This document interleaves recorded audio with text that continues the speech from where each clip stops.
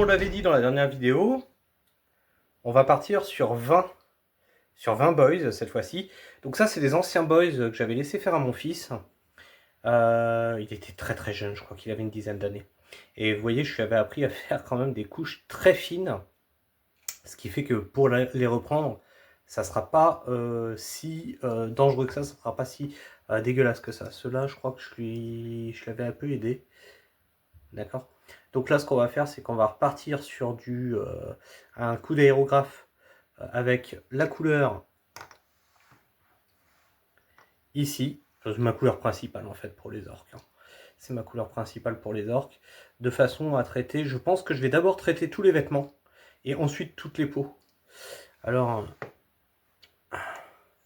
ce qui risque de se passer, c'est les choses comme ici. Là. Bon, c'est les armes qui sont avec les pigments métalliques qui vont être un peu bouchés, mais bon, ça va pas être dégueulasse non plus. Toutes les armes ne sont pas dans cet état-là. Et puis bon, dans les armées, vous savez ce qu'il fait, hein, c'est pas la figurine unique, c'est l'effet de masse en fait. C'est l'effet de masse qui fait ressortir la cohérence de l'armée. Après, on a des pièces plus spécifiques, comme les boss par exemple, d'accord ?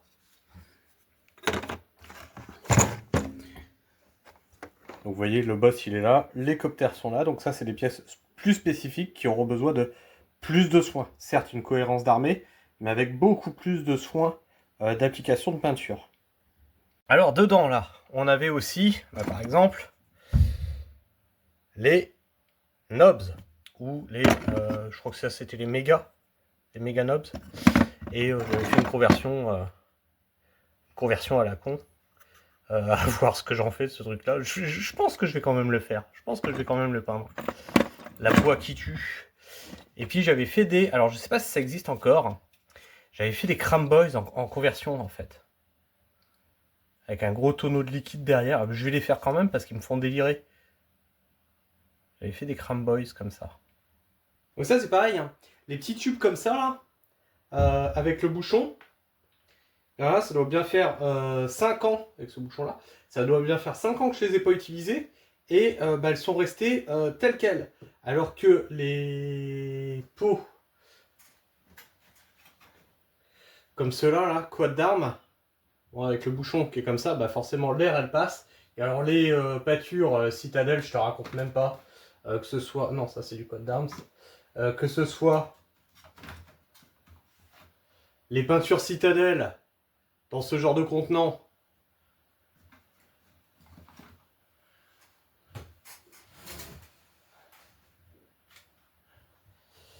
ou dans ce genre de contenant, c'est la misère.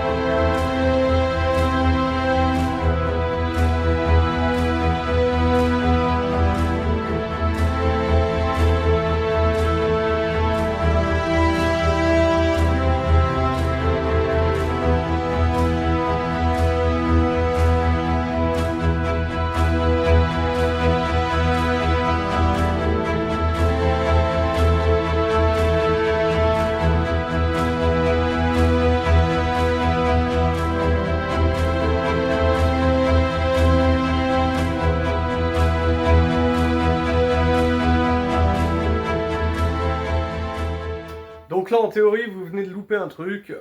Parce que mon téléphone, qu'est-ce qu'il a fait?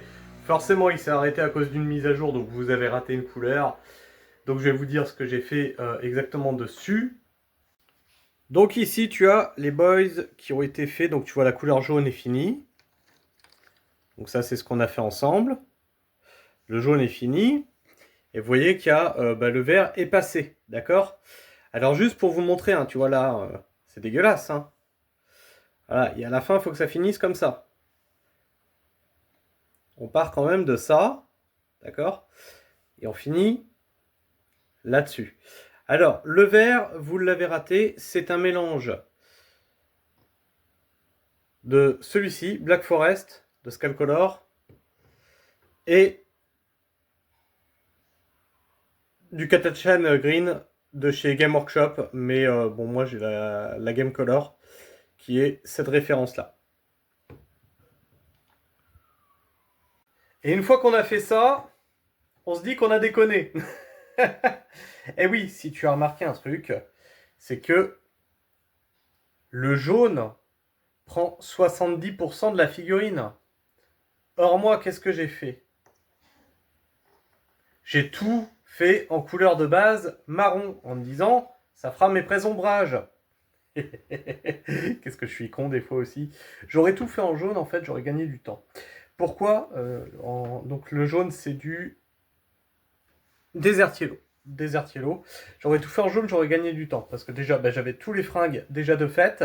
Et ensuite, les peaux, plutôt que de faire une couleur sombre sur du sombre, j'aurais fait un lavis sur ce jaune qui aurait coulé dans les creux et qui aurait déjà teinté mon jaune. Et donc j'aurais gagné du temps et sur les habits et sur la peau. Là, à combien de temps j'en suis pour arriver à ce résultat-là? J'en suis à 4 heures de peinture. Alors 4 heures de peinture, tu vas me dire, putain c'est énorme, mais t'as fait que la couche de base des habits et la couche de base de la peau. C'est 12 minutes par figurine. Bah oui, n'oubliez pas qu'on est sur 20 figurines. Donc en 12 minutes, j'ai fait la peau et donc 3 passages pour avoir un jaune à peu près bien sur du marron. C'est ça, c'est le problème. C'est quand on part sur une couleur sombre, ensuite on est emmerdé, il faut qu'on passe plusieurs couches, surtout le jaune. Le jaune a beaucoup de mal à prendre sa teinte quand tu pars d'une couleur sombre. Même sur du blanc, il faut que tu repasses plusieurs fois. Donc j'aurais fait à l'aérographe directement mon Desert Yellow, je gagnais du temps. Donc c'est pas grave, ça je le sais pour les 20 prochains, je gagnerai du temps. C'est-à-dire que là je serai déjà à ce niveau-là en moins de 12 minutes par figurine. Donc on va gagner du temps. Donc c'est ça, c'est faire étape par étape, comme ça je peux vous montrer où est-ce que je sais que déjà j'ai déconné. Là déjà je sais que j'ai déconné. Et en fait pourquoi j'ai fait en marron? En fait, le marron, il me sert pas à grand chose au final. Je me suis dit, je vais gagner du temps, j'aurai mes pré-ombrages. Mais c'est pas ça du tout, puisqu'il faut que je fasse mes aplats. Et en fait, le marron, je devrais juste le passer sur les cuirs, sur les armes, et c'est tout en fait sur la ferraille. Pourquoi sur la ferraille? Parce que je veux un effet vieux métal dégueulasse, tu vois. Comme il y a sur... Attends, bouge pas.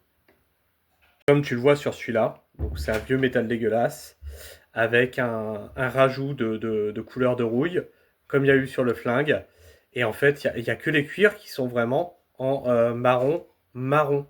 Donc en fait, je serais passé en jaune direct, donc là-dessus, tac, je faisais à 12 minutes, j'avais déjà mes lumières là-dessus, et ma peau ombrée. Si tu veux reproduire ce que je fais, tu pars sur une sous-couche blanche, un Desert Yellow, comme ça tu as déjà les fringues de fête.